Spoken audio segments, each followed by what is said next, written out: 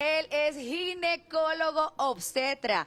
Además, es graduado de la Universidad Nacional de Colombia con un máster en salud sexual reproductiva y anticoncepción. Recibimos con un bravísimo enorme, un bravísimo gigante al doctor Martín Rodríguez. ¡Martín Rodríguez!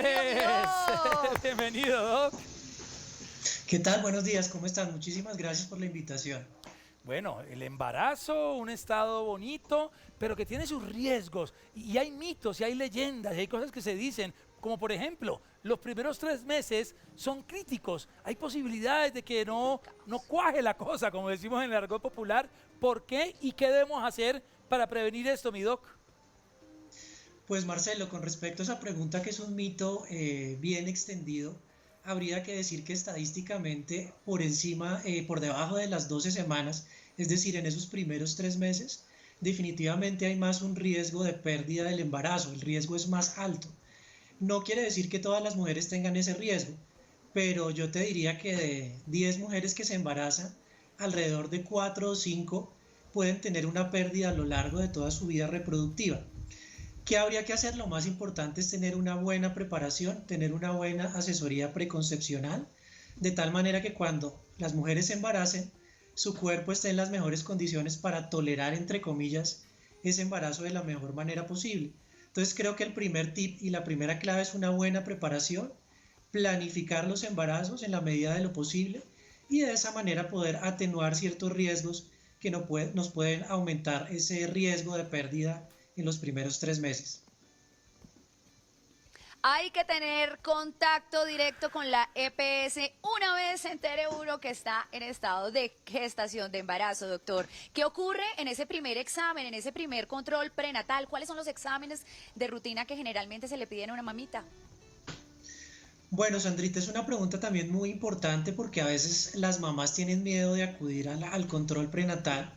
En Colombia está reglamentado que el control prenatal lo puede realizar un médico especialista en ginecología y obstetricia, un médico general o una enfermera jefe capacitada para tal fin.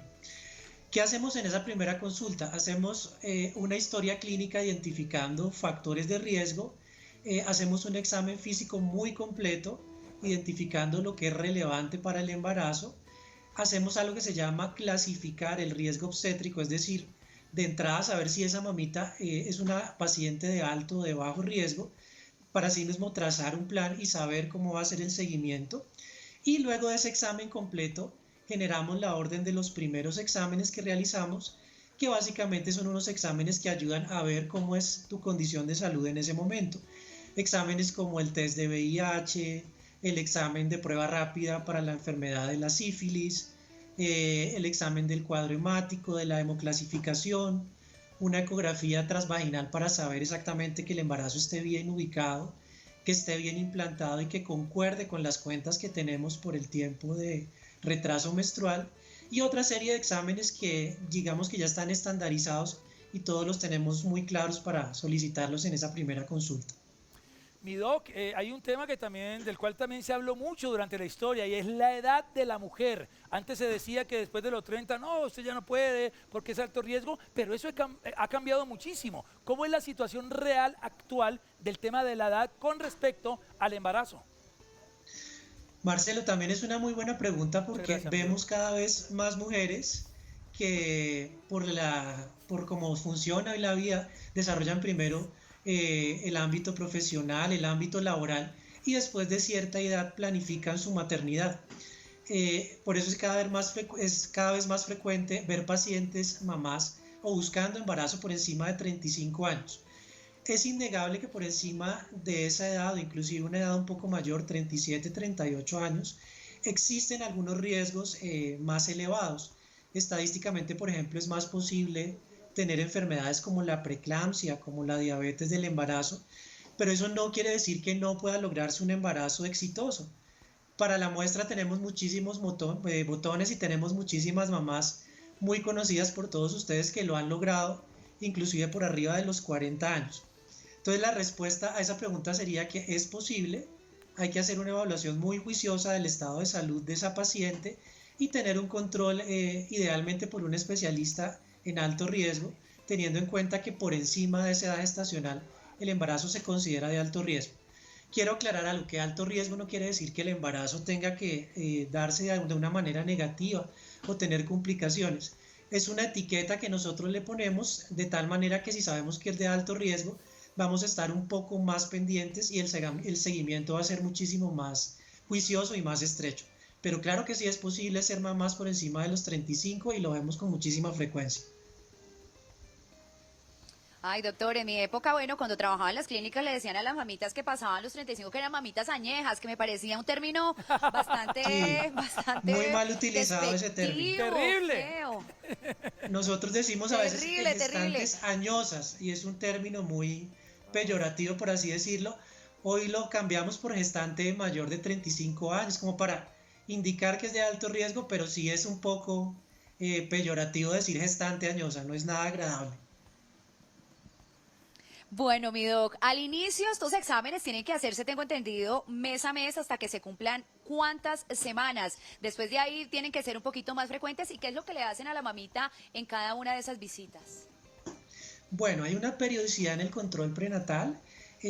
Lo que está establecido por la normatividad colombiana es que debemos tener una cita mensual, o sea, el primer control prenatal, luego una cita cada mes hasta la semana 34 de gestación, luego a los 15 días a las 36 semanas de gestación y finalmente entre las 36 y las 40 semanas de gestación o hasta que el bebé nazca deberíamos encontrarnos con esa paciente embarazada cada semana.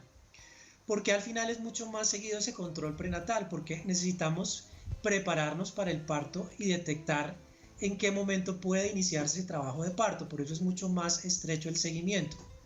En cada uno de esos controles seguimos haciendo la evaluación del examen físico de esa paciente, revisando sus laboratorios y algo muy importante y es que debemos educar e informar a esa paciente sobre lo que es normal y patológico en un embarazo e ir preparando todo el terreno para que esa experiencia del trabajo de parto, del parto y del puerperio, de la crianza en los primeros momentos, sea una experiencia realmente agradable, o sea, darle herramientas a esa mamá no solamente, sino a su esposo y a toda la familia, para que estén en las mejores condiciones para recibir ese bebé que viene en camino. Hay conceptos que evolucionan y este concepto es muy de hoy, la labor del papá, de la pareja, del esposo en el embarazo de la mujer. El embarazo es un tema de familia y tiene que ver con salud mental, con estabilidad emocional, con sexualidad y cosas de las cuales no se hablaban hace unos años, mi doc.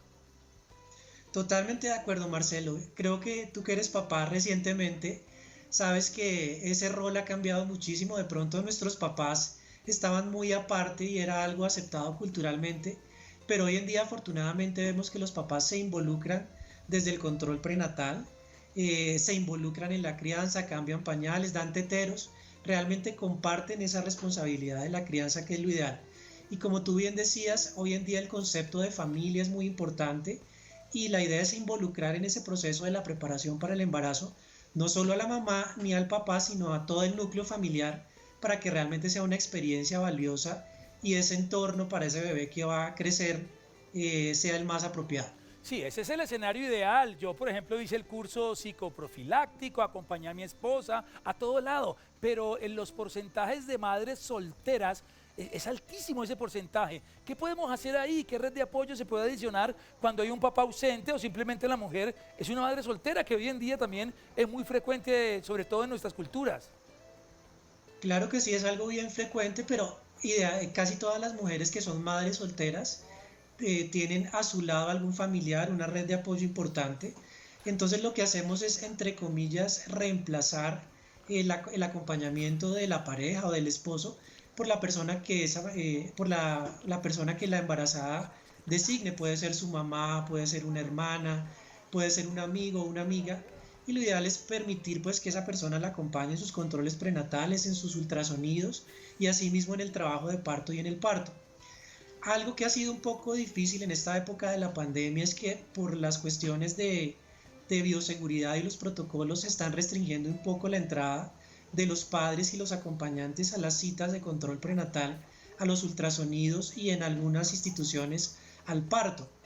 Realmente ha sido un poco difícil, pero en condiciones ideales y espero que cuando superemos esta pandemia podamos seguir trabajando en ese proceso de integrar a la pareja o a la persona que es embarazada designe y que siente ese soporte y ese acompañamiento en todos los pasos de la maternidad, del trabajo de parto y de la crianza.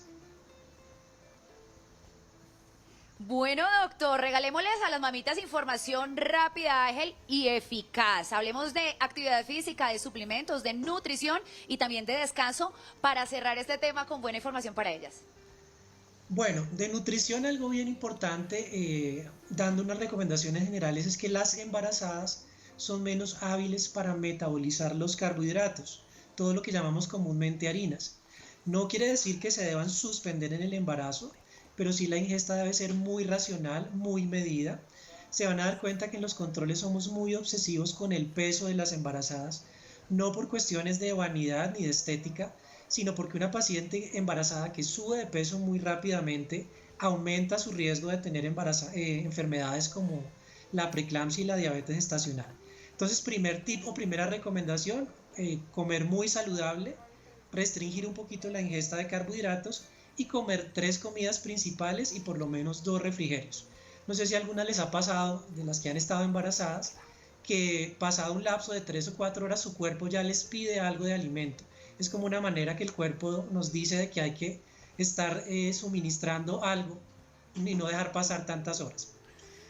También es importante que el embarazo no es el momento propicio para hacer este tipo de regímenes que hoy en día están tan de modas, como el ayuno intermitente, como una serie de dietas. Si quieren hacerlo en otro momento es totalmente respetable, pero el embarazo no es el momento propicio para hacerlo, porque hay unas recomendaciones y unos parámetros muy puntuales para seguir en cuanto a nutrición.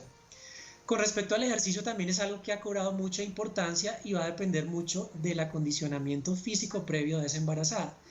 Si la persona no es la más fit y la más deportista, pues no va a hacer ese cambio tan drástico en el momento en que se embarace, pero sí debe empezar a tener una rutina por lo menos básica de actividad física, que puede ser empezar a caminar, a deambular de pronto en una caminadora, en una elíptica. Los ejercicios más recomendados para las embarazadas son la natación, a las que sepan nadar y les gusta y tengan esa posibilidad, porque involucra además de la parte cardiovascular, el trabajo del tono muscular, de la postura, cosas que nos van a preparar muy bien para el trabajo de parto. También a las que les guste hacer pilates, yoga prenatal, es una herramienta bastante buena de acondicionamiento físico, pero les diría que a veces no hay que complicarse tanto, sino lo que tengamos a la mano, caminar, deambular con la pareja, salir a un parque, mantenerse activas y no sedentarias, algo que es bien importante en estos momentos de pandemia y de encierro, porque muchas mamitas por el miedo a salir se quedan en sus casas y en el momento en que llega el parto están muy desacondicionadas y no pueden enfrentarse bien a ese proceso del trabajo de parto. Doctor Rodríguez, usted es elocuente, usted la tiene clarita. Sus redes sociales, por favor, si queremos seguir conectándonos con usted. Bueno, los invito a que me sigan en mi Instagram, que es @martinrodriguezgineco, en mi canal de YouTube, que también me encuentra como Martín Rodríguez Gineco. Van a encontrar una serie de videos sobre todos estos temas que de pronto les pueden ayudar a los que estén interesados. Y en Facebook también me encuentran como Martín Rodríguez Ortegón. Bravísimo para el doctor Martín Rodríguez.